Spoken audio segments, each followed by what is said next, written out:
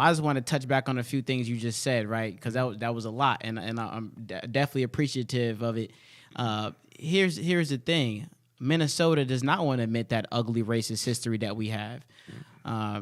Don't quote me on this, but I believe the state of Minnesota was formed in 1857 or something like that, around that time, right? Since the formation of this state, there were slaves that were here, right, helping to build this land in Minnesota.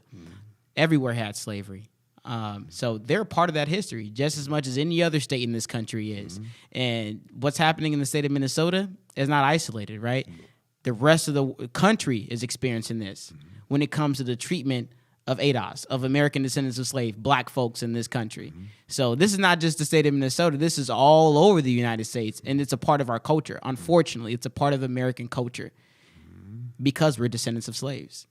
And a few weeks ago, I think this was like last week, I actually read out loud on live the Willie Lynch letter, right? So that was 1712 on the banks of the James River. Willie Lynch, a slave owner from the Caribbean, he brought slaves up here to pretty much give a demonstration or to deliver a message on how to control them. And he delivered this message in front of other American colonists who owned slaves.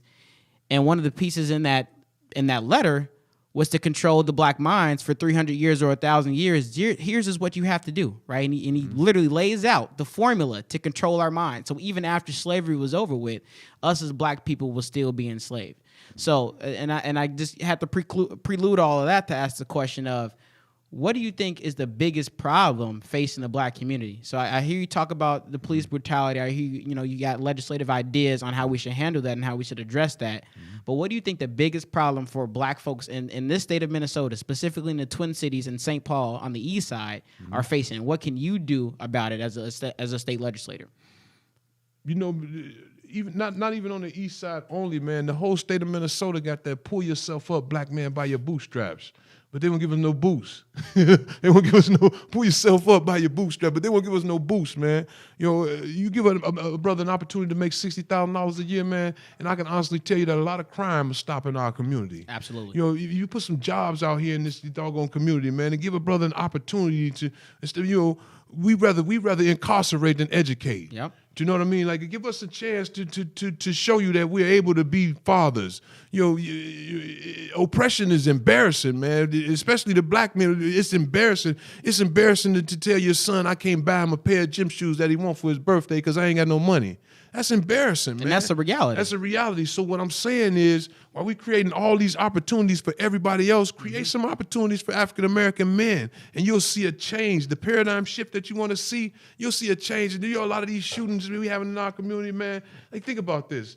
I'm working 8 hours a day, man. I'm too tired after I get off work, man. I hang out with you on the weekend. Yep. And pretty much I'm gonna stock my freezer with my beers and my bar and stuff at my house. I'm chilling at the house, man. I'm not outside. Give us an opportunity and stop complaining about the conditions that you created. And I'm saying this to legislators. You help create a lot of the conditions that exist in our community. You can help fix them. I just got tired of yelling about it, bro. Like, I got tired of yelling about it. I got tired of saying something about it. It's time to cut us in and cut it out. Like, and that's what it is, bro, because a lot of us don't have boots. Think about this. We just had an uprising here in this state. People call it a riot. I call it an uprising because a lot of people didn't get a $1,200 stimulus package. Although we weren't burning them stores up, man, we were going in them stores and taking stuff. And I'll tell you this, I saw a lot of stuff that they said we did not have enough of, like hand sanitizer, toilet tissue, napkins. A lot of the supplies, it was stocked up in the back of these stores and people were running out of the stores with them. But before George Floyd, you guys said we had to buy this in you only get 2 packages. Let me just be clear. Before the pandemic, right? Philando Castile's mother was paying off student lunch debt, $12,000, $22,000. Traveling the state, paying off student lunch debt because they were still taking kids' food from them, lunch shaming them in all these school districts, right? Now we in COVID-19, not only are y'all feeding the kids for free, which you said we couldn't do, but you're delivering the food to their houses, using the school buses to do it. So as a legislator, you can't tell me you don't have the money to do things that make sense for my community. Find the money. Because right now, we were in a pandemic before COVID-19, right?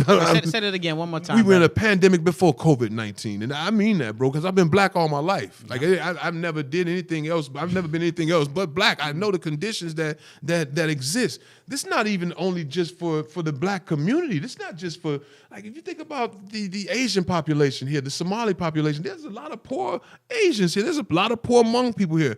But we seem to suffer the most, man. And it seems like the attack always comes. Like, I want to be clear when I say this, man. George Floyd was a black man, right? Philando Castile was a black man, right? We're being killed by the police. There's no joke, right? But we're also being killed by the judicial system.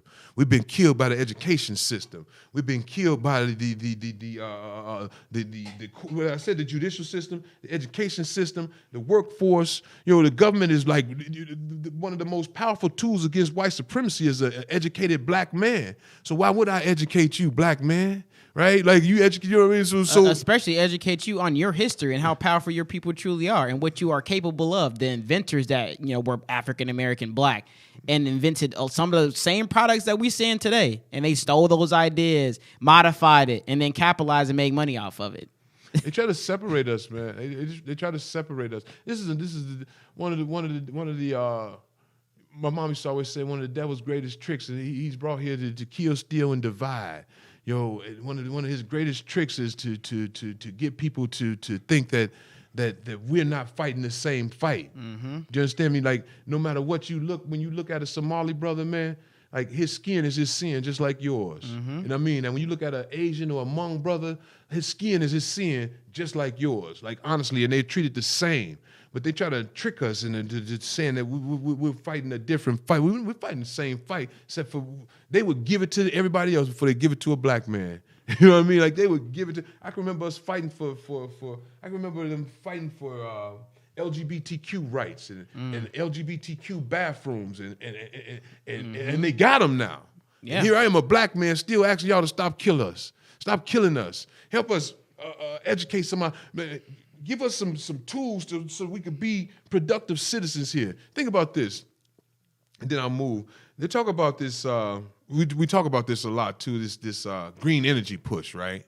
Mm-hmm. This new Green Deal. And I know you heard of that. You had to hear that. Mm-hmm. Hear this, right? Okay. So then people ask me, well, what do you think about it? Well, if it don't make sense for the community, then it don't make sense for me, right? Right. What do you think? How would it benefit the black community? Okay, well, put some training facilities in my community, because you're talking about putting solar panels on buildings and new churches and these liquor stores and retrofitting these buildings with renewable energy sources, right?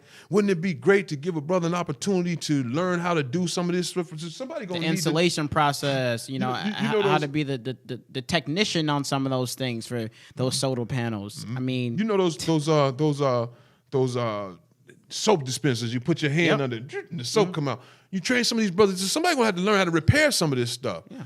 Put a training facility in my community, and then offer a brother an opportunity to graduate from this training facility onto a job paying. These are good jobs, $60,000, $70,000. Now, not only am I working and I'm productive in my community, but when you go to putting in retrofitting these buildings, now I can tell my son, I'm responsible for that solar panel being up there. I'm responsible for this renewable energy that we're using right now. I have ownership. You understand what I'm saying? So when they ask me about how did it help my community, like, don't bring it to my community and then give it to a person of color.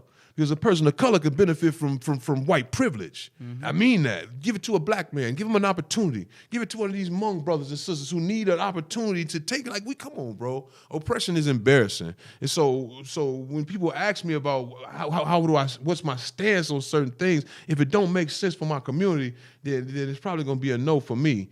I'm running this campaign for my people. And I mean that, bro. Like, when people say that, I said, well, when I talk to a woman, the woman makes $752 every 2 weeks.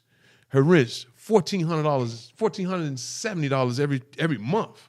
And just do the math. I make $750 every 2 weeks. My rent is $1,400. And we talking about, let's talk about affordable housing. Well, the housing just ain't affordable.